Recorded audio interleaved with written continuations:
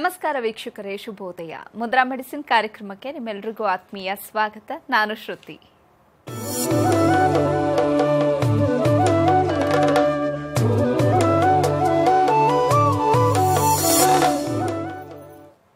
ಇವತ್ತಿನ ಮುದ್ರಾ ಮೆಡಿಸಿನ್ ಕಾರ್ಯಕ್ರಮವನ್ನು ನಡೆಸಿಕೊಡುವುದಕ್ಕೆ ಮುದ್ರಾ ಬ್ರಹ್ಮ, ಮುದ್ರಾ ರತ್ನ, ಮುದ್ರಾ ಶಿರೋಮಣಿ ಗುರೂಜಿ ಶ್ರೀ ಲಕ್ಷ್ಮೀ ಶ್ರೀನಿವಾಸರವರು ನಮ್ಮೊಂದಿಗಿದ್ದಾರೆ.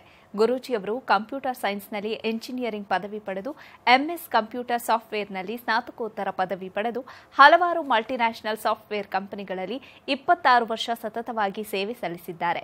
ಗುರೂಜಿಯವರು ವೇದ ವಿಜ್ಞಾನ, ಜ್ಯೋತಿಷ್ಯ ಶಾಸ್ತ್ರ ಹಾಗೂ ಪುರಾತನ ಮುದ್ರಾ, ಮಂತ್ರ, ಯಂತ್ರ, ತಂತ್ರಶಾಸ್ತ್ರಗಳಲ್ಲಿ ಸಂಶೋಧನೆ ನಡೆಸಿ ಔಷಧಿ ರಹಿತ ಜೀವನ ನಡೆಸುವುದು ಹೇಗೆ ಹಾಗೂ ಮನೆಗೊಬ್ಬ ವೈದ್ಯನಾಗುವುದು ಹೇಗೆ ಅಂತ ತಿಳಿಸಿಕೊಡ್ತಾ ಬಂದಿದ್ದಾರೆ.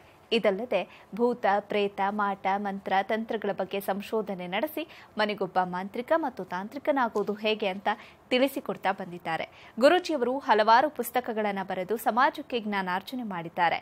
ಸಮಾಜದ ಹಿತಕ್ಕಾಗಿ ಬೆಂಗಳೂರಿನಿಂದ ಸುಮಾರು 40 ಕಿಲೋಮೀಟರ್ ದೂರದಲ್ಲಿ ಉಚಿತ ಅನಾಥಾಶ್ರಮ, ವೃದ್ಧಾಶ್ರಮ ಹಾಗೂ ಮುದ್ರಾ, ಮಂತ್ರ, ತಂತ್ರ ಸಂಶೋಧನಾ ಕೇಂದ್ರವನ್ನು ಸ್ಥಾಪನೆ ಮಾಡ್ತಾ ಇದ್ದಾರೆ. ಗುರೂಜಿಯವರನ್ನ ನಿಮ್ಮೆಲ್ಲರ ಪರವಾಗಿ ಕಾರ್ಯಕ್ರಮಕ್ಕೆ ಸ್ವಾಗತಿಸ್ತಾ ಇದ್ದೇನೆ. ಗುರುಗಳೇ ನಮಸ್ಕಾರ, ಕಾರ್ಯಕ್ರಮಕ್ಕೆ ಸ್ವಾಗತ. ಆತ್ಮೀಯ ವೀಕ್ಷಕ ಬಾಂಧವರಿಗೆಲ್ಲ ನಮಸ್ಕಾರ. ಗುರುಜಿ, ಇವತ್ತಿನ ಕಾರ್ಯಕ್ರಮದಲ್ಲಿ ನಮ್ಮ ವೀಕ್ಷಕರಿಗೆ ಯಾವ ವಿಚಾರದ ಬಗ್ಗೆ ತಿಳಿಸ್ಕೊಡ್ತಾ ಇದ್ದೀರಿ? ನಾನು ಕಳೆದ ಸಂಚಿಕೆಯಲ್ಲಿ ಇಂಟರ್ ಕ್ಯಾಸ್ಟ್ ಮ್ಯಾರೇಜ್ ಬಗ್ಗೆ ಹೇಳಿದೆ. ಹೌದು. ಗಂಡು ಅಥವಾ ಹೆಣ್ಣು ಯಾರೋ ಒಬ್ರು ಕೀಳು ಜಾತಿಲಿ ಇರ್ತಾರೆ, ಅದೊಂದು ಮದುವೆ ಹೆಂಗಾಗತ್ತೆ ಅಂತೇಳಿ ಅದ್ರದ್ದು ಕರ್ಮ ಸಿದ್ಧಾಂತ ಮತ್ತು ಅದ್ರದ್ದು ಜಾತಕ ನೋಡ್ಕೊಂಡು ಹೆಂಗೆ ಪತ್ತೆ ಹಚ್ಚೋದು ಮತ್ತು ಅದಕ್ಕೆ ಪರಿಹಾರ ಏನು ಅಂತ ಹೇಳಿದ್ದೆ. ನಾನು ಇವತ್ತಿನ ಸಂಚಿಕೆಯಲ್ಲಿ ಉತ್ತಮ ಜಾತಿಯಲ್ಲಿ ಅಂತರ್ವಿವಾಹ, ಉತ್ತಮ ಜಾತಿಯಲ್ಲಿ ಅಂತರ್ವಿವಾಹ ಆಗೋದು ಹೇಗೆ ಅಂತ. ಕೀಳು ಜಾತಿನಲ್ಲಿ ಅಂತರ್ವಿವಾಹ ನಿನ್ನೆ ಹೇಳಿದೆ. ಉತ್ತಮ ಜಾತಿನಲ್ಲಿ, ಒಳ್ಳೆ ಜಾತಿನಲ್ಲಿ, ಒಳ್ಳೆ ಧರ್ಮದಲ್ಲಿ ಹುಟ್ಟಿರುವಂಥವ್ರು ಅಲ್ಲವರ ಇಂಟರ್ ಕ್ಯಾಸ್ಟ್ ಮ್ಯಾರೇಜ್ ಮಾಡ್ಕೊಂಡ್ಬಿಡ್ತಾರೆ. ಹೆಂಗಾಗತ್ತೆ ಇದು ಕನೆಕ್ಷನ್ನು ಅನ್ನೋದ್ರ ಬಗ್ಗೆ ನನ್ನದೇ ಆದ ಒಂದು ಸಂಶೋಧನೆ ಬಗ್ಗೆ ನಮ್ಮ ವೀಕ್ಷಕ ಬಾಂಧವರು ತಿಳುವಳಿಕೆ ಕೊಡಲಿಕ್ಕೆ ನಾನು ಪ್ರಯತ್ನ ಪಡ್ತೀನಿ ಈ ಸಂಚಿಕೆಯಲ್ಲಿ. ಇವತ್ತಿನ ಸಮಾಜದಲ್ಲಿ 2 ವೆರೈಟಿ 3 ವೆರೈಟಿ ಜನ ಇದ್ದಾರೆ ಮದುವೆ ಆಗೋದಲ್ಲಿ. ಒಂದು ಅವ್ರ ಕ್ಯಾಸ್ಟಲ್ಲೇ, ಅವ್ರ ಧರ್ಮದಲ್ಲೇ ಮದುವೆ ಆಗೋದು. ಅವ್ರ ಧರ್ಮ ಹಿಂದೂ ಧರ್ಮದಲ್ಲೇ, ಜೈನರಲ್ಲೇ, ಮುಸ್ಲಿಮ್ಸಲ್ಲೇ, ಕ್ರಿಶ್ಚಿಯನ್ಸಲ್ಲೇ, ಬೌದ್ಧರಲ್ಲೇ, ಅವ್ರವ್ರ ಧರ್ಮದಲ್ಲೇ, ಸಿಖ್ ಧರ್ಮದವ್ರು ಅವ್ರವ್ರ ಧರ್ಮದಲ್ಲೇ ಮದುವೆ ಮಾಡ್ಕೊಳ್ತಾರೆ. ಅಲ್ಲಿ ಇಂಟರ್ ಕ್ಯಾಸ್ಟ್ ಆಗಲಿಲ್ಲ. ಇನ್ನೊಂದು ವೆರೈಟಿ ಜಗತ್ತಿನಲ್ಲಿ ಜನ ಹೆಂಗಿದ್ದಾರೆ ಅಂದರೆ, ಧರ್ಮ ಬೇರೆ, ಅದರಲ್ಲೂ ಕೀಳು ಜಾತಿ, ತುಂಬ ವರ್ಸ್ಟ್ ಜಾತಿಲಿ ಮದುವೆ ಆಗಿಬಿಡ್ತಾರೆ. ಇನ್ನೊಂದು ವೆರೈಟಿ ಜನ ಉತ್ತಮ ಧರ್ಮದಲ್ಲಿ ಇಂಟರ್ ಕ್ಯಾಸ್ಟ್ ಮ್ಯಾರೇಜ್ ಆಗಿಬಿಡ್ತಾರೆ. ಅಲ್ಲಿ ಕೀಳು ಜಾತಿ ಬರಲಿಲ್ಲ. ಈಗ ನಾನು ಜಾತಿ ಬಗ್ಗೆ ಮಾತಾಡಲಿಕ್ಕೆ ಇಷ್ಟಪಡೋದಿಲ್ಲ, ಧರ್ಮನ ಮಾಡಲ್ಲ. ಉತ್ತಮ ಧರ್ಮ ಅಂದರೆ ಜನಗಳಿಗೆ ಅರ್ಥ ಆಗುತ್ತೆ. ಉತ್ತಮ ಧರ್ಮದಲ್ಲಿ ಉತ್ತಮದವರನ್ನೇ ಮದುವೆ ಮಾಡ್ಕೊಳ್ಳೋದು, ಅಲ್ಲಿ ಕೀಳು ಬರಲಿಲ್ಲ. ಅಲ್ಲಿ ಈ ಥರ ಜನರು ಜಗತ್ತಿನಲ್ಲಿ ಹುಡ್ತಾನೂ ಇದ್ದಾರೆ, ನಡೀತಾ ಇದೆ ಮದುವೆ. ಇದು ಅವನ ಸೃಷ್ಟಿ ನಿಯಮ. ಇಲ್ಲೆಲ್ಲ ಕಾರಣ ಋಣಬಾಧೆ. ಇದನ್ನು ಯಾರೂ ತಪ್ಪಿಸೋಕ್ಕಾಗೋದಿಲ್ಲ. ಈ ರೀತಿ ಇರುವಂಥ ಒಂದು ಸಮಾಜದಲ್ಲಿ ನಾವು ಗೊಂದಲಕ್ಕೆ ಸಿಕ್ಕಾಕೊಂಡ್ಬಿಟ್ಟಿದ್ದೀವಿ. ಅಯ್ಯೋ, ನಾವು ನೋಡಿದ್ರೆ ಒಳ್ಳೆ ಮನೆತನದಲ್ಲಿ ಬಂದವರು, ಅವ್ನು ನೋಡಿದ್ರೆ ಕೀಳು ಜಾತಿ ಮದುವೆ ಆಗಿಬಿಟ್ಟಲ್ಲ, ಮುಟ್ಕೊಬೇಡ, ಹೋಗಿ ನನ್ನ ಪಾಲಿಗೆ ಸತ್ತೋದೆ ಅಂತ ತಿಳ್ಕೊ, ನೀನು ಸತ್ತ ನಾನು ಬರಲ್ಲ, ನಾನು ಸತ್ತ ನೀನು ಬರಬೇಡ ಅಂಥೇಳಿ ಅವ್ರನ್ನ ಬಹಿಷ್ಕಾರ ಹಾಕ್ಬಿಡ್ತೀವಿ. ಇದು ನಡೀತಾ ಇದೆ ಹಿಂದಿನ ಕಾಲದಿಂದನೂ. ಯಾಕೆಂದರೆ ಕೀಳು ಜಾತಿ ಅಲ್ವಾ ಒಂದು. ಇನ್ನೊಂದು, ನಮ್ಮ ಧರ್ಮದವರೇ ನಮ್ಮ ಜಾತಿಯವರೇ ಮದುವೆ ಆಗೋದ್ರಿಂದ ಏನು ದುಡ್ಡು ಕೊಟ್ಟಿದ್ದೇನು, ವರದಕ್ಷಿಣೆ ಕೊಟ್ಟಿದ್ದೇನು, ಆಸ್ತಿ ಕೊಟ್ಟಿದ್ದೇನು, ಏನು ಭಾಳ ಕಿತ್ತರು ಕೀಳಬಾರ್ದು ಹಂಗಿರ್ತೀವಿ. ಯಾಕೆ ನಮ್ಮ ಜಾತಿ ನಮ್ಮ ಧರ್ಮ. ಇನ್ನೊಂದು ಕಡೆ ನಾವು ಉತ್ತಮ ಜಾತಿಲಿದ್ದೀವಿ, ಅವರು ಉತ್ತಮರೇ, ಆದರೆ ಬೇರೆ ಕ್ಯಾಸ್ಟು. ಗಂಡು ಉತ್ತಮ ಜಾತಿಲಿದ್ದಾನೆ, ಹೆಣ್ಣು ಉತ್ತಮ ಜಾತಿಲಿದ್ದಾರೆ, ಧರ್ಮ ಬೇರೆ. ಹೆಣ್ಣು ಹಿಂದೂ, ಗಂಡು ಕ್ರಿಶ್ಚಿಯನ್ನು, ಆದರೆ ಒಳ್ಳೆ ಉತ್ತಮವಾಗಿದೆ, ಕೋಟಿಗಟ್ಟೆ ದುಡ್ಡಿದೆ, ಆಸ್ತಿ ಇದೆ, ಎಲ್ಲ ಇದೆ. ಆದರೆ ಇಂಟರ್ ಕ್ಯಾಸ್ಟ್ ಮ್ಯಾರೇಜ್ ಅಲ್ವಾ. ಆದರೂ ಅಪ್ಪ ಅಮ್ಮನೂ ಒಪ್ಕೊಳ್ತಾರೆ, ಹೆಣ್ಣಿನ ಕಡೆಯವರು, ಗಂಡಿನ ಕಡೆಯವರು ಅಪ್ಪ ಅಮ್ಮನೂ ಒಪ್ಕೊಂಡ್ಬಿಡ್ತಾರೆ. ಇಬ್ಬರು ಸನ್ಮತದಲ್ಲಿ ಅವರ ಆಶೀರ್ವಾದದಲ್ಲಿ ಮದುವೆ ನಡೆದೋಗುತ್ತೆ. ಆದರೆ ಇಂಟರ್ ಕ್ಯಾಸ್ಟ್ ಅಂತ ಮರಿಬಾರ್ದು ನಾವಿಲ್ಲಿ. DNA ಚೇಂಜ್ ಆಯಿತು. ಆ ಜಾತಿಲಿ ಹುಟ್ಟಿದವನ್ನ ಅವ್ರ ವಂಶದಂಥ ಪಾಪ ಶಾಪಗಳು, ಈ ಜಾತಿ ಹುಟ್ಟಿದಂಥ ವಂಶದ ಶಾಪ ಪಾಪಗಳು ಆ ಮಕ್ಕಳಲ್ಲಿ ಮದುವೆಯಲ್ಲಿ ಮರ್ಜಾಗ್ಬಿಡ್ತು. ಅವ್ರ ತಾತ ಜಮೀನು ಹಾವು ಹೊಡೆದಿದ್ರೆ ಅಥವಾ ಗೋತಲ್ಲಿ ಹಾವು ಸರ್ಪಶಾಪ ಇದ್ದರೆ, ಈ ಹುಡುಗಿ ಗಂಡ ಮನೆಗೆ ಹೋದ್ಮೇಲೆ ಅವಳು ಸರ್ಪಶಾಪಕ್ಕೆ ಸಿಕ್ಕಾಕೊಂಡ್ಬಿಡ್ತಾಳೆ. ಮಾತ್ರ ಉತ್ತಮ ಜಾತಿಲಿದ್ದಾರೆ, ಕೀಳು ಜಾತಿ ಅಲ್ಲ. ಇಲ್ಲಿ ಹುಡುಗಿ ಮನೆ ಕಡೆ ಗುರುಶಾಪ ಇರ್ತದೆ. ಹುಡುಗಿ ಓದಿರಲ್ಲ, ಗುರುಶಾಪದಿಂದ PUC ಡಿಸ್ಕಂಟಿನ್ಯೂ ಮಾಡ್ತಾಳೋ, SSC ಫೇಲೋ, ಅದು ಲವ್ ಮಾಡಿಬಿಡ್ತಾಳೆ ಒಳ್ಳೆ ಎಜುಕೇಟೆಡ್ ಇರೋನಿಗೆ. ಅವಳೇನು ಮಾಡ್ತಾಳೆ, ಗುರುಶಾಪದಿಂದ ಮುಕ್ತಲಾಗ್ಬಿಡ್ತಾಳೆ ಗಂಡನ ಮನೆಗೆ ಬಂದಾಗ. ಯಾಕೆಂದರೆ ಯಾವ ಹೆಣ್ಣು ತನ್ನ ತವ್ರ ಮನೆಯಲ್ಲಿದ್ದಂಥ ಶಾಪ ಪಾಪಗಳನ್ನು ಬಿಟ್ಟು ಬೇರೆ ಗೋತ್ರಕ್ಕೆ ಹೋದಾಗ ತಂದೆಯ ಮನೆಯಿಂದ ಬಂದಂಥ ಶಾಪ, ತಾಯಿ ಕಡೆಯಿಂದ ಬಂದಂಥ ಶಾಪ ಹೊಟ್ಟೋಗ್ಬಿಡ್ತದೆ. ಯಾವಾಗ ದಾರೆ ಎರ್ಕೊಟ್ಬಿಟ್ರೋ, ಯಾವಾಗ ಕನ್ಯಾದಾನ ಆಯಿತೋ, ತಂದೆ ಮನೆ ಶಾಪ ಗಂಡನ ಮನೆಗೆ ಹೋದಾಗ ವರ್ಕ್ ಆಗಲ್ಲ. ಅದೇ ಈ ನೋಡಿ, ಈಗ ಒಂದು ಹುಡುಗಿ ಸರ್ಪದೋಷದಲ್ಲಿ ಹುಟ್ಟಿರ್ತಾಳೆ, ಅವರಪ್ಪ ಹಾವು ಹೊಡೆದಿರ್ಬೋದು, ಹುತ್ತ ಹೊಡೆದಾಕ್ಬಿಟ್ಟು ಮನೆ ಕಟ್ಟಿರ್ಬೋದು, ಊಟದ ವಿಷ ಹಾಕಿರ್ಬೋದು, ಅಥವಾ ತಂದೆ ತಾಯಿ ನೋಡ್ಕೊಳ್ದೇ ಇರುವಂಥ ಗೋತ್ರದಲ್ಲಿ ಹುಟ್ಟಿರ್ತಾಳೆ ಅವಳು. ಅವಳು ಮದುವೆ ಆಗೋವರೆಗೂ ತಂದೆ ತಾಯಿ ಶಾಪದ ನಡೀತಾ ಆಗ್ತದೆ ಆ ಹುಡುಗಿ ಜಾತಕದಲ್ಲಿ. ಯಾವಾಗ ಅವಳು ಕದ್ದು ಮದುವೆ ಆದ್ಲು, ಅಥವಾ ಸಬ್ ರಿಜಿಸ್ಟ್ರಾರ್ ಆಫೀಸ್ಗೆ ಹೋಗಿ ರಿಜಿಸ್ಟರ್ ಮ್ಯಾರೇಜ್ ಆಯಿತು, ಅಥವಾ ಅವಳೇ ಹೋಗಿ ಅಥವಾ ತಂದೆ ತಾಯಿನ ಮದುವೆ ಮಾಡಿಕೊಟ್ಬಿಟ್ರೆ ಅವಾಗೇನಾಗುತ್ತೆ, ಅವಳು ತಂದೆ ತಾಯಿ ಮನೆ ಶಾಪ ಎಲ್ಲ ಕಳ್ಕೊಂಬಿಟ್ಟು ಗಂಡ ಮನೆಗೆ ಹೋಗ್ತಾಳೆ. ಆ ಗಂಡನ ಮನೆಯಲ್ಲಿ ಬೇಕಾದ ಶಾಪಗಳಿರ್ತದೆ. ಆಗ ಅದಕ್ಕೆ ಅವಳು ಅಧಿಕಾರಿ. ಗಂಡನ ಮನೆ ಶಾಪನೆಲ್ಲ ಅವಳು ಅನುಭವಿಸ್ಬೇಕು. ತಂದೆ ಮನೆ ಶಾಪ ಎಲ್ಲ ಕಳೆದೋಯ್ತು. ಯಾಕೆ? ಬೇರೆ ಗೋತ್ರಕ್ಕೆ ಹೋದ್ಲಲ್ಲ, ಬೇರೆ ಧರ್ಮಕ್ಕೆ ಹೋದ್ಲಲ್ಲ, ಬೇರೆ ಜೀನ್ಸ್ ಹೊಟ್ಟಾಯಿತು, ಬೇರೆ RNA DNA ಹೋಯ್ತು. ಆಗ ಅವಳ ಮನೇಲಿ ಸುಖವಾಗಿರ್ತಾಳೆ, ಗಂಡನ ಮನೇಲಿ ಸಂಕಟ ಪಡ್ತಾಳೆ. ಇಲ್ಲಿ ಭೋಗದಲ್ಲಿದ್ಲು, ಅಲ್ಲಿ ಕಷ್ಟದಲ್ಲಿರ್ತಾಳೆ. ಯಾಕೆಂದರೆ ಗಂಡನ ಗೋತಲ್ಲಿ ಶಾಪ ಇದೆಯಲ್ಲ. ಅಯ್ಯೋ, ನಾನು ಯಾವ ತಪ್ಪು ಮಾಡಿಬಿಟ್ನಪ್ಪ, ಎಷ್ಟು ಚೆನ್ನಾಗಿ ಬೆಳೆದೆ, ಎಷ್ಟು ಚೆನ್ನಾಗಿದ್ದೆ, ಇಲ್ಲಿ ಬಂದೊಂದು ತುತ್ಕನ್ನ ಇಲ್ಲ, ಒಂದು ಉಟ್ಕೊಳಕ್ಕೊಂದು ಬಟ್ಟೆ ಇಲ್ಲ, ಏನೋ ರೂಪವಾಗಿದ್ದಾನೆ, ಏನೋ ಚೆನ್ನಾಗಿದ್ದಾನೆ, ಹ್ಯಾಂಡ್ಸಮ್ ಆಗಿದ್ದಾನೆ, 6 ಪ್ಯಾಕ್ ಮಾಡಿದ್ದಾನೆ, ಅವನು ಜೋರಾಗಿ ಓದಿದ್ದಾನೆ ಅಂತ ಇಲ್ಲಿ ಲವ್ ಮಾಡ್ಕೊಂಡು ಬಂದು ಮದುವೆ ಮಾಡ್ಕೊಂಡ್ಬಿಟ್ಟೆ. ಇಲ್ಲಿ ನೋಡಿದ್ರೆ ಊಟಕ್ಕೆ ತೊಂದರೆ, ಬಟ್ಟೆಗೆ ತೊಂದರೆ. ಅಂದರೆ ಆ ಶಾಪ ನಡೀತಾ ಇದೆ ಅವಳಿಗೆ. ತಂದೆ ಮನೆಯಿಂದ ಹೊರಟೋಯ್ತಲ್ಲ, ತಂದೆ ಮನೆ ಕಳ್ಕೊಂಬಿಟ್ಲಲ್ಲ. ಈ ಥರದೆಲ್ಲ ನಾವು ಬಹಳ ಗಂಭೀರವಾಗಿ ಗಮನಿಸಬೇಕು ಮದುವೆ ಅನ್ನೋ ವಿಷಯದಲ್ಲಿ ಬಂದಾಗ. ಆದ್ದರಿಂದ ಉತ್ತಮ ಜಾತಿಯಲ್ಲಿ ಹುಟ್ಟು ಉತ್ತಮ ಜಾತಿಯಲ್ಲಿದ್ದವನೇ ಮದುವೆ ಆದಾಗ, ಹುಡುಗ ಅಥವಾ ಹುಡುಗಿ ಆದಾಗ ಏನಾಗುತ್ತದೆ ಅನ್ನೋದನ್ನು ಪ್ರಶ್ನೆ ಈ ಸಂಚಿಕೆಯಲ್ಲಿ. ಸರಿ ಗುರೂಜಿ, ಈ ಬಗ್ಗೆ ಮಾತಾಡೋಣ. ವೀಕ್ಷಕರೇ, ಮುದ್ರಾ ಮೆಡಿಸಿನ್ ಕಾರ್ಯಕ್ರಮ ಮುಂದುವರಿಯುತ್ತೆ ಪುಟ್ಟ ವಿರಾಮದ ನಂತರ. ಮುದ್ರಾ ಮೆಡಿಸಿನ್ ಕಾರ್ಯಕ್ರಮಕ್ಕೆ ಮತ್ತೊಮ್ಮೆ ಸ್ವಾಗತ.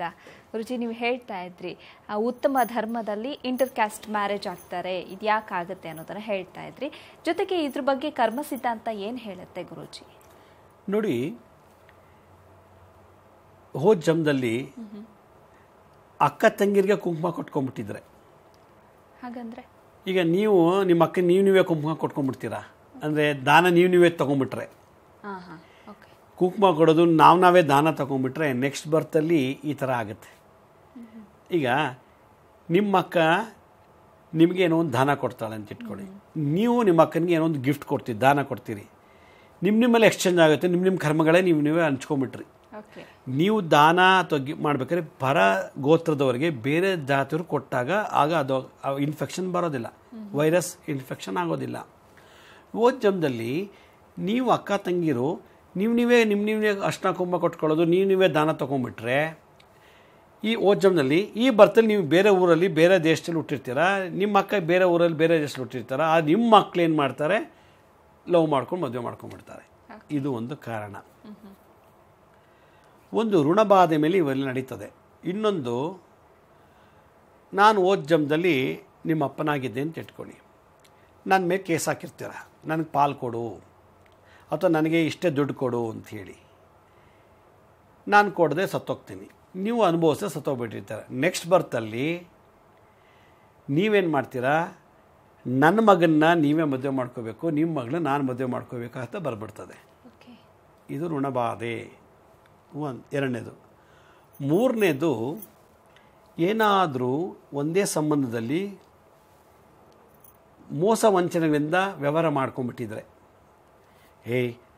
ಅವಳ ಮಗಳು ಹೆಂಗಾರ ಕಿಡ್ನಪ್ ಮಾಡಿ ಮದುವೆ ಮಾಡ್ಕೊಂಬಿಡು, ಆಸ್ತಿರ ನಮ್ಗೆ ಸಿಗುತ್ತೆ ಅಂತ ನೀವೇ ತಂದೆ ತಾಯಿಗಳು ಏನಾದ್ರು ಎಂಕರೇಜ್ ಮಾಡಿದರೆ, ಅಥವಾ ನೋಡೇ ನಾವು ಬಡತನದಲ್ಲಿ ಬಂದಿದ್ದೀವಿ, ಅವ್ರ ಮನೆ ಭಾಳ ಜೋರಾಗಿದೆ, ಆ ಹುಡುಗನ್ನೇ ನೀವು ಲವ್ ಮಾಡಿ ಮದುವೆ ಮಾಡ್ಕೊಂಬಿಡು ಅಂತೇಳಿ ನಾವೇನಾದ್ರು ಪ್ರಮೋಟ್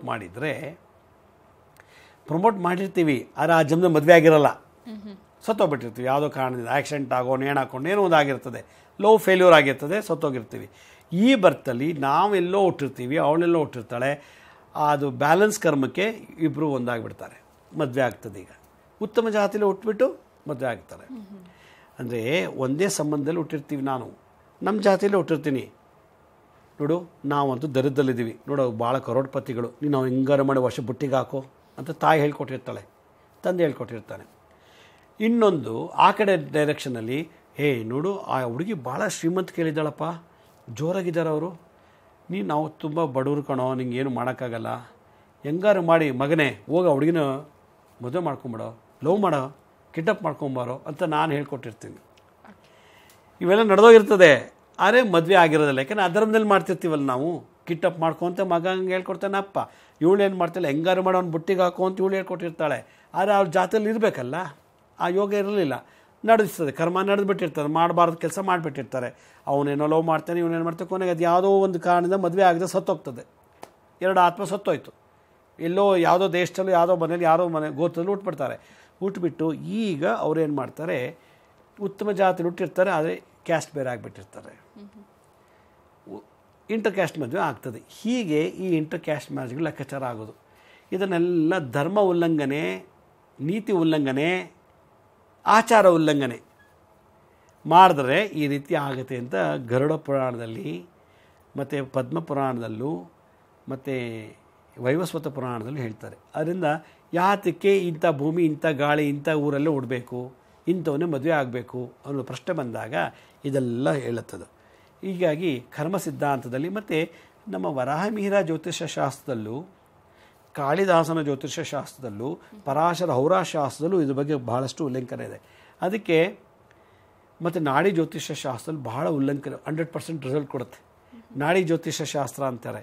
ಆ ನಾಡಿ ನೋಡಿದಾಗ ನಾಡಿನಲ್ಲೇ ಇವನು ಓದ್ ಜನ್ಮದಲ್ಲಿ ಎಲ್ಲಿ ಹುಟ್ಟಿದ್ದ, ಏನಾಗಿದೆ, ಯಾಕೆ ಈ ಜನ್ಮದಲ್ಲಿ ಇವನೇ ಹೆಂಡತಿ ಆದ, ಇವನೇ ಯಾಕೆ ಹೆಂಡತಿ ಗಂಡ ಆದ ಅನ್ನೋದಕ್ಕೆ ನಾಡಿ ಜ್ಯೋತಿಷ್ಯ ಶಾಸ್ತ್ರ. ಅದಕ್ಕೆ ಅಗಸ್ತ್ಯ ಮುನಿಗಳು, ಪರಾಶರ ಅವರ ಶಾಸ್ತ್ರಗಳು, ಅಗಸ್ತ್ಯ ನಾಡಿ ಶಾಸ್ತ್ರ ಜ್ಯೋತಿಷ್ಯ ಶಾಸ್ತ್ರದಲ್ಲಿ ಮತ್ತು ಪರಾಶರ ಅವರ ಶಾಸ್ತ್ರದಲ್ಲಿ ಈ ಥರದೆಲ್ಲ ಕರ್ಮ ಸಿದ್ಧಾಂತ ಬಗ್ಗೆ ಮಾತಾಡ್ತಾರೆ. ಭಾಳ ಬ್ಯೂಟಿಫುಲ್ಲಾಗಿ ಮಾತಾಡಿ, ಈ ಥರದ ಕರ್ಮ ಮಾಡಿ ಸತ್ರ ಇಂಥದ್ದೇ ಹಿಂಗೆ ಉಡಬೇಕು, ಇಂಥವನ್ನೇ ಮದುವೆ ಆಗಬೇಕು, ಇಂಥವ್ರಿಗೆ ಇಂಥ ಹೆಂಡತಿ, ಇಂಥವ್ಳಿಗೆ ಇಂಥವನ್ನೇ ಗಂಡ, ಇಂಥವ್ರಿಗೆ ಇಂಥ ಮಕ್ಕಳೇ ಉಡಬೇಕು ಅಂತ ಅದು ಬೈಲ ಮಾಡಿಬಿಟ್ಟಿದ್ದಾರೆ. ಆ ಬೈಲನೇ ಧರ್ಮ, ಡ್ಯೂಟಿ.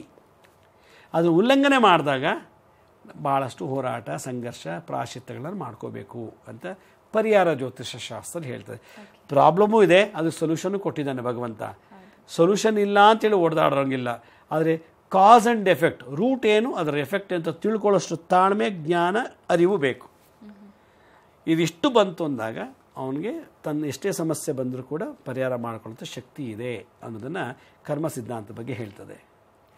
ಹೀಗೆ ನಾವು ಅಂತರ್ಜಾತಿ ವಿವಾಹ ಉತ್ತಮ ಜಾತಿನಲ್ಲಿ, ಅಂತರ್ಜಾತಿ ವಿವಾಹ ಕೀಳು ಜಾತಿನಲ್ಲಿ ಅನ್ನೋದು ಎರಡನ್ನೂ ಯಾಕೆ ನಾವು ಪರಿಗಣಿಸ್ತೀವಿ ಇವತ್ತಿನ ಸಮಾಜದಲ್ಲಿ ಅಂತಂದರೆ, ಪೂರ್ವಜನ್ಮದ ಋಣಾನುಬಾಧೆ, ಪೂರ್ವಜನ್ಮದ ಋಣ, ಪೂರ್ವಜನ್ಮದ ಶೇಷ, ಬ್ಯಾಲೆನ್ಸ್ ಉಳ್ಕೊಂಡಿರೋ ಕರ್ಮ, ಮತ್ತು ಪೂರ್ವಜನ್ಮದಲ್ಲಿರತಕ್ಕಂಥ ಏನು ನಾವು ಮಾಡಿದ ದ್ರೋಹ, ಋಣ, ಶಾಪ, ಈ ಮೂರಲ್ಲಿ ಮನುಷ್ಯನ ಜೀವನ ನಡೀತಾ ಇರ್ತದೆ. ಆತ್ಮ ಆ ರೀತಿ ಹುಟ್ಟುತ್ತೆ, ಸಾಯುತ್ತೆ, ಅನುಭವಿಸುತ್ತೆ, ಹುಟ್ಟುತ್ತೆ, ಸಾಯುತ್ತೆ, ಅನುಭವಿಸುತ್ತೆ.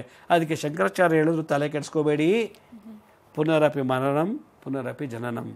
ಅದರಿಂದ ಸಾಯರಿ, ಹುಡ್ತಾಯಿರಿ. ಅದರಿಂದ ಈ ದೇಹ ಸುಡ್ತಾರೆ, ಊತಾಕ್ಬಿಡ್ತಾರೆ. ಆತ್ಮ ಉಡೋಕ್ಕೆ ಸಾಧ್ಯ ಇಲ್ಲ, ಸುಡೋಕ್ಕೆ ಸಾಧ್ಯ ಇಲ್ಲ, ಉಳೋಕ್ಕೆ ಸಾಧ್ಯ ಇಲ್ಲ. ಯಾಕಂದರೆ ಕರ್ಮ ಹೆಂಗಿದೆ ಬ್ಯಾಲೆನ್ಸು, ಅದ್ರ ಪ್ರಕಾರ ಆಯಾ ಜಾಗದಲ್ಲಿ ಜನ್ಮ ತಗೊಂಡು ನಿನ್ನ ಸುಖ ಏನೇ ಬ್ಯಾಲೆನ್ಸ್ ಬಿಟ್ಟಿದೆ ಓ ಜನ್ಮದಲ್ಲಿ ಈಗ ಅನುಭವಿಸು, ಸುಖ ತಗೋ, ಏನೇ ಸುಖ ತಗೊಂಡಿದ್ದ ಓ ಜನ್ಮದಲ್ಲಿ ಈ ಜನ್ಮದಲ್ಲಿ ಕಷ್ಟಪಡು ಅಂತ ಹೇಳುತ್ತೆ. ಸರಿ ಗುರೂಜಿ, ಈ ಬಗ್ಗೆ ಮಾತಾಡೋಣ. ವೀಕ್ಷಕರೇ, ಮುದ್ರಾ ಮೆಡಿಸಿನ್ ಕಾರ್ಯಕ್ರಮ ಮುಂದುವರಿಯುತ್ತೆ ಪುಟ್ಟ ವಿರಾಮದ ನಂತರ ಮುದ್ರಾ ಮೆಡಿಸಿನ್ ಕಾರ್ಯಕ್ರಮಕ್ಕೆ ಮತ್ತೊಮ್ಮೆ ಸ್ವಾಗತ. ಗುರುಜಿ, ನೀವು ಹೇಳ್ತಾ ಇದ್ರಿ ಉತ್ತಮ ಧರ್ಮದಲ್ಲಿ ಇಂಟರ್ ಕ್ಯಾಸ್ಟ್ ಮ್ಯಾರೇಜ್ ಆಗೋದು ಯಾಕೆ, ಪೂರ್ವಜನ್ಮದ ಕರ್ಮದ ಫಲಗಳು ಹೇಗೆ ಕಾರಣವಾಗುತ್ತೆ ಅನ್ನೋದನ್ನ ತಿಳಿಸ್ಕೊಡ್ತಾ ಇದ್ರಿ. ಜೊತೆಗೆ ಮಕ್ಕಳು ಹುಟ್ಟಿದಾಗ ಜನ್ಮಕುಂಡಲಿ ಬರ್ಸಿದಂಥ ಸಂದರ್ಭದಲ್ಲಿ ಅದನ್ನು ಕಂಡುಕೊಳ್ಳೋದು ಹೇಗೆ ಗುರುಜಿ, ಮತ್ತು ಪೂರ್ವಜನ್ಮದ ಕರ್ಮದ ಫಲಗಳು ಏನೇ ಆಗಿರಲಿ, ಹೀಗೆ ಉತ್ತಮ ಧರ್ಮದಲ್ಲಿ ಇಂಟರ್ ಕ್ಯಾಸ್ಟ್ ಮ್ಯಾರೇಜ್ ಆಗಬಾರ್ದು ಅಂತ ಅಂದರೆ ಅದಕ್ಕಿರುವಂಥ ಪರಿಹಾರಗಳು ಏನೇನು? ನೋಡಿ, ನಮ್ಮ ಜನ್ಮ ಕುಂಡಲಿ ರಾಶಿ ಚಕ್ರ ನಮಗೊಂದು ರಿಫ್ಲೆಕ್ಷನ್, ಕನ್ನಡಿ ಇದ್ದಾಗೆ, ಮಿರರ್ ಇದ್ದಾಗೆ. ಇದು ಭೌತಿಕ ದೇಹ. ಆ ಜನ್ಮ ರಾಶಿನಲ್ಲಿ, ಜನ್ಮ ಕುಂಡಲಿ ಭೂತ, ವರ್ತಮಾನ, ಭವಿಷ್ಯತ್ ಕಾಲವನ್ನು ಹೇಳುವಂಥದ್ದು ಸರಿಯಾಗಿ ತಿಳ್ಕೋಬೇಕು ಜ್ಯೋತಿಷ, ಇಲ್ದರೆ ಅದೊಂಥರ ಡಿಫ್ರೆಂಟ್ ಆಗಿಬಿಡ್ತದೆ. ಒಂದು ಮಗು ಕನ್ಯಾ ಲಗ್ನದಲ್ಲಿ ಹುಡ್ತಂತ ಇಟ್ಕೊಳ್ಳಿ, ಅಂದರೆ ಸೂರ್ಯ ಕನ್ಯಾ ರಾಶಿಯಲ್ಲಿದ್ದಾಗ ಆ ಮಗುಗೆ ಕನ್ಯಾ ಲಗ್ನ ಅಂತ ಹೇಳ್ತಾರೆ. ಈಗ ಒಂದು ಮಗು ಇವತ್ತು ಬೆಳಗ್ಗೆ ಹುಡ್ತು ಅಂತ ಇಟ್ಕೊಳ್ಳಿ. ಹುಟ್ಟೋ ಸಮಯದಲ್ಲಿ ಸೂರ್ಯ ಕನ್ಯಾ ರಾಶಿನಲ್ಲಿ ಇರ್ತಾನೆ. ಆ ಕನ್ಯಾ ರಾಶಿ ಇದ್ದಾಗ ಆ ಮಗುಗೆ ಕನ್ಯಾ ಲಗ್ನ ಅಂತ ಬಂದುಬಿಡುತ್ತೆ. ಅದೊಂದು ಪ್ಲ್ಯಾಟ್ಫಾರ್ಮ್ ಅದು. ಆ ಕನ್ಯಾ ಲಗ್ನದಲ್ಲಿ ಬುಧ ಮತ್ತು ಶುಕ್ರ, ಬುಧ ಬುದ್ಧಿಕಾರಕ, ಶುಕ್ರ ವಿವಾಹಕಾರಕ, ಇವರು ಉಚ್ಚನಾಗಿ ಆ ಕನ್ಯಾ ಲಗ್ನದಲ್ಲೇ ಇದ್ದಾಗ, ಕನ್ಯಾ ಲಗ್ನದಲ್ಲಿ ಬುಧ ಮತ್ತು ಶುಕ್ರರು ಇದ್ದಾಗ, ಮತ್ತು ಕೇಂದ್ರ ಸ್ಥಾನದಲ್ಲಿ ಮಿಥುನದಲ್ಲಿ ಗುರು ಮತ್ತು ಕುಜ ಇರಬೇಕು. ಮಿಥುನ ರಾಶಿನಲ್ಲಿ ಗುರು ಮತ್ತು ಕುಜ ಮತ್ತು ಆಪೋಸಿಟ್ ಡೈರೆಕ್ಷನ್ ಕೇಂದ್ರದಲ್ಲಿ ಧನುರ್ ರಾಶಿಯಲ್ಲಿ ಶನಿ ಇದ್ದರೆ ಉತ್ತಮ ಜಾತಿನಲ್ಲಿ ಅಂತರ್ವಿವಾಹ ಆಗುತ್ತೆ ಅಂತ ನೋಡ್ಬಿಡ್ಬೋದು. ಈಗ ನಾನೇನು ಸ್ಕ್ರೀನ್ ಮೇಲೆ ತೋರಿಸ್ತಾ ಇದ್ದೇನೆ ರಾಶಿಯಲ್ಲಿ ಕನ್ಯಾ ಲಗ್ನ, ಆ ಕನ್ಯಾ ಲಗ್ನದಲ್ಲಿ ಬುಧ ಮತ್ತು ಶುಕ್ರ ಇದ್ದಾರೆ. ಬುಧ ಬುದ್ಧಿಕಾರಕ, ಬುದ್ಧಿ ಕೊಡ್ತಾನೆ, ಇಂಥವ್ರನ್ನೇ ಹುಡ್ಕೊಂಡೋಗಿ ಅವಳನ್ನೇ ಮದುವೆ ಮಾಡ್ಕೋ, ಇವನ್ನೇ ಮದುವೆ ಮಾಡ್ಕೋ ಅಂತ ಬುದ್ಧಿ ಕೊಡ್ತಾನೆ. ಶುಕ್ರ ಮದುವೆ ಆಗೋ ಯೋಗ ಕೊಟ್ಬಿಡ್ತಾನೆ, ಲೈಸೆನ್ಸ್ ಕೊಡ್ತಾನೆ, ಲೈಸೆನ್ಸ್ ಗ್ರಾಂಟೆಡ್, ಪರ್ಮಿಟ್ ಆಯಿತು, ಮದುವೆ ಆಗೋಕ್ಕೆ ಯೋಗ ಇದ್ದಾನೆ ಇವನು, ಅವಳು ಮದುವೆ ಆಗೋಕ್ಕೆ ಯೋಗ ಇದ್ದಾರೆ. ಯಾರನ್ನ ಬೇರೆ ಜಾತಿಯಲ್ಲಿ ಹುಟ್ಟೋರನ್ನ ಮದುವೆ ಆಗಬೇಕು ಅಂತ ಬುಧ ಬರೆದಿರ್ತಾನಲ್ಲಿ. ಆಯಿತಾ? ಮಿಥುನದಲ್ಲಿ ಗುರು ಜೊತೆಗೆ ಕುಜ ಇದ್ದಾಗ, ಮಿಥುನದಲ್ಲಿ ಗುರು ಮತ್ತು ಮಂಗಳ ಗ್ರಹ ಇದ್ದಾಗ ಆ ಕೇಂದ್ರ ಸ್ಥಾನದಲ್ಲಿ ಆಪೋಸಿಟ್ ಡೈರೆಕ್ಷನ್ ಅಂದರೆ ಕೇಂದ್ರ ಸ್ಥಾನದಲ್ಲಿ ಧನುರ್ ರಾಶಿನಲ್ಲಿ ಶನಿ ಕೂತಿದ್ರೆ, ಶನಿ ಗ್ರಹ ಒಳಗಿದ್ದರೆ ಧನುರ್ ರಾಶಿನಲ್ಲಿ ಇಂಟರ್ಕ್ಯಾಸ್ಟ್ ಮ್ಯಾರೇಜ್ ಆಗುತ್ತೆ. ಉತ್ತಮವಾದಂಥ ಜಾತಿ ಇರೋನ್ನ ಹುಡ್ಕೊಂಡು ಮದುವೆ ಮಾಡ್ಕೊಳ್ಳುತ್ತೆ ಈ ಆತ್ಮ ಅಂತ ಬರೆದಿರ್ತದೆ. ಆದ್ದರಿಂದ ಮಗು ಹುಟ್ಟಿದ ತಕ್ಷಣ, ಜಾತಕ ಬರೋದ ತಕ್ಷಣ ಇದು ಇಂಟರ್ಕ್ಯಾಸ್ಟ್ ಮ್ಯಾರೇಜು ಉತ್ತಮ ಜಾತಿನಲ್ಲಿ, ಕೀಳು ಜಾತಿಲಲ್ಲ ಅಂತ ಇದನ್ನು ತುಲನೆ ಮಾಡಲಿಕ್ಕೆ, ವೆರಿಫೈ ಮಾಡಲಿಕ್ಕೆ ಇದೊಂದು ಸಿಂಪ್ಟಮ್ಸು. ಆದ್ದರಿಂದ ಇದಕ್ಕೆ ಈ ಥರ ಇದ್ದರೆ ಬರ್ತಾ ಆಗತ್ತೆ. ಬಟ್ ಆಸೆ ಇರುತ್ತೆ, ನಾನು ಉತ್ತಮ ಜಾತಿಲಿದ್ದೀನಿ, ಯಾರೂ ಇಂಟರ್ಕ್ಯಾಸ್ಟ್ ಮಾಡಲಿ ಅಂದಾಗ ಪೂತಾತ್ಮ ಪರಮಾತ್ಮ ಚ ಮುಕ್ತಾನಾಂ ಪರಮಾಗತಿ ಅವ್ಯಯ ಪುರುಷ ಸಾಕ್ಷಿ ಕ್ಷೇತ್ರಜ್ಞೋಕ್ಷರ ಏವಚ ಅಂಥೇಳಿ ವಿಷ್ಣು ಸಹಸ್ರಂ 2ನೇ ಶ್ಲೋಕ ಹೇಳುವಂಥದ್ದು. ವಿಶ್ವಂ ವಿಷ್ಣುವ ಷಟ್ಕಾರೋ ಭೂತ ಭವ್ಯ ಭವತ್ ಪ್ರಭು ಭೂತಕೃದ್ಭೂತ ಹೃದ್ಭಾವೋ ಭೂತಾತ್ಮ ಭೂತಭಾವನಃ. ಇದು ಮೊದಲನೇ ಶ್ಲೋಕ.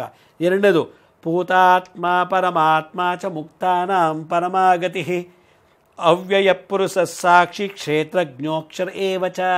ಈ ಶ್ಲೋಕವನ್ನು ಭೂತಾತ್ಮ ಪರಮಾತ್ಮ ಚ ಮುಕ್ತಾನಾಂ ಪರಮಾಗತಿ ಅವ್ಯಯ ಪುರುಷ ಸಾಕ್ಷಿ ಕ್ಷೇತ್ರಜ್ಞೋಕ್ಷರ ಏವಚ, ಈ 2ನೇ ಶ್ಲೋಕವನ್ನು ದಿನನಿತ್ಯ 108 ಸಲ ಹೇಳ್ತಾ ಇದ್ದರೆ ಇಂಟರ್ಕ್ಯಾಸ್ಟ್ ಮ್ಯಾರೇಜ್ ಆಗುತ್ತೆ.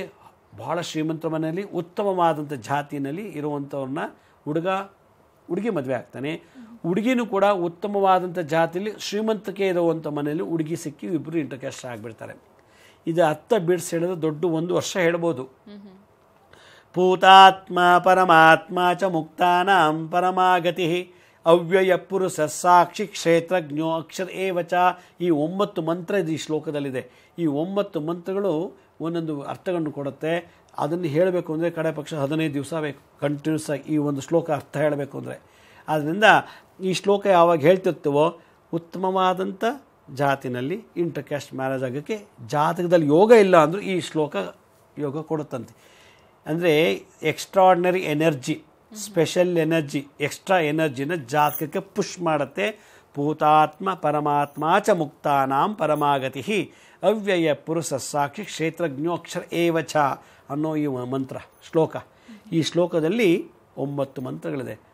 ಭೂತಾತ್ಮ ಪರಮಾತ್ಮ ಚ ಮುಕ್ತಾನಾಂ ಪರಮಾಗತಿ ಅವ್ಯಯ ಪುರುಷ ಸಾಕ್ಷಿ ಕ್ಷೇತ್ರಜ್ಞೋ ಅಕ್ಷರ ಏವಚ ಅಂಥೇಳಿ ಈ 9 ಮಂತ್ರಗಳ ಮಾಲೆ ಈ ಶ್ಲೋಕದಲ್ಲಿದೆ. ಇದೊಂದು ಶ್ಲೋಕ, ಇದೊಂಥರ ಮಾಲಮಂತ್ರ. ಇದನ್ನು ಯಾರು ಹೇಳ್ತಾರೋ ಅವರು ದಿನನಿತ್ಯ ಅವರಿಗೆ ಎಲ್ಲೋ ಯಾವುದೋ ಒಂದು ಜನ್ಮದಲ್ಲಿ ಆ ಥರ ಕನೆಕ್ಷನ್ ಇದ್ದರೆ ಈ ಜನ್ಮದಲ್ಲಿ ಆ ಜಾತಿನಲ್ಲಿ ಹುಟ್ಟಿಸಿರೋರಿಗೆ ಅಂಥವ್ರನ್ನ ತೆಗೆದು ಮದುವೆ ಮಾಡಿಸ್ಬಿಡುತ್ತೆ. ಅದರಿಂದ ಇದು ಪರಿಹಾರ ಅಂದ್ರೇನು? ವಿಷ್ಣು ಸಹಸ್ರನಾಮದಲ್ಲಿ 2ನೇ ಶ್ಲೋಕವನ್ನು ಹೇಳಬೇಕು ದಿನನಿತ್ಯ. ಇದೊಂದೇ ಶ್ಲೋಕ 108 ಸಲ ಹೇಳ್ತಾ ಇದ್ದರೆ ಉತ್ತಮ ಜಾತಿಯಲ್ಲಿ ಅಂತರ್ವಿವಾಹ ಆಗತ್ತೆ ಅಂತ ಹೇಳ್ತಾರೆ. ಇಲ್ಲ ಅಂದರೆ ನಾವು ಮದುವೆ ಆಗ್ತಾರಲ್ಲ, ಮದುವೆಗಳಾಗ್ತದೆ, ಸಾಮೂಹಿಕ ವಿವಾಹ ಮಾಡ್ತಾರಲ್ಲ, ಆ ಸಮಯಕ್ಕೆ ಹೋಗಿ ತಾಲಿ ದಾನ ಮಾಡೋದು, ವಸ್ತ್ರದಾನ ಮಾಡೋದು, ಹೆಣ್ಮಕ್ಳಿಗೆ, ಗಂಡು ಹುಡುಗಿಗೆ ಪಂಚಶಲ್ಯ ಕೊಡೋದು, ಈ ಥರ ಸಾಮೂಹಿಕ ವಿವಾಹ ನಡೆಯುವಂಥ ಸಮಯದಲ್ಲಿ ದಾನಗಳೇನಾದ್ರು ವಿವಾಹಕ್ಕೆ ಸಂಬಂಧಪಟ್ಟಂಥ ದಾನಗಳ ಮಾಡಿದರೆ ಈ ದೋಷದಿಂದ ಮುಕ್ತರಾಗ್ತಾರೆ ಅಂತ ಹೇಳ್ತಾರೆ. ಸರಿ ಗುರುಜಿ, ಕಾರ್ಯಕ್ರಮದಲ್ಲಿ ಇದು ಉತ್ತಮ ಜಾತಿಯಲ್ಲಿದ್ದಂಥವ್ರು ಅಂತರ್ಧರ್ಮೀಯ ವಿವಾಹವನ್ನು ಆಗೋದು ಯಾಕೆ, ಪೂರ್ವಜನ್ಮದ ಕರ್ಮದ ಫಲಗಳು ಹೇಗೆ ಕಾರಣವಾಗತ್ತೆ, ಇದು ಜನ್ಮಕುಂಡಲಿಯಲ್ಲಿ ಹೇಗೆ ಗುರುತಿಸ್ಕೊಳ್ಳೋದು ಅನ್ನೋದನ್ನು ಇವತ್ತಿನ ಕಾರ್ಯಕ್ರಮದಲ್ಲಿ ನಮ್ಮ ವೀಕ್ಷಕರಿಗೆ ತಿಳಿಸ್ಕೊಟ್ರಿ. ಧನ್ಯವಾದ. ಸಾಯಿರಾಮ್. ವೀಕ್ಷಕರೇ, ನೀವು ಕೂಡ ಗುರೂಜಿಯವರನ್ನ ನೇರವಾಗಿ ಭೇಟಿಯಾಗಬಹುದು. ಕಾರ್ಯಕ್ರಮದ ಕೊನೆಯಲ್ಲಿ ಗುರೂಜಿಯವರ ಕಚೇರಿಯ ವಿಳಾಸ ಹಾಗೆ ದೂರವಾಣಿ ಸಂಖ್ಯೆಗಳು ಬರುತ್ತೆ, ನೋಟ್ ಮಾಡ್ಕೊಳ್ಳಿ ಅಂತ ಹೇಳ್ತಾ ಇವತ್ತಿನ ಕಾರ್ಯಕ್ರಮವನ್ನು ಮುಗಿಸ್ತಾ ಇದ್ದೀನಿ. ನೋಡ್ತಾ ಇರಿ ಸರಳ ಜೀವನ, ಇದು ಮನುಕುಲದ ಒಳಿತಿಗಾಗಿ.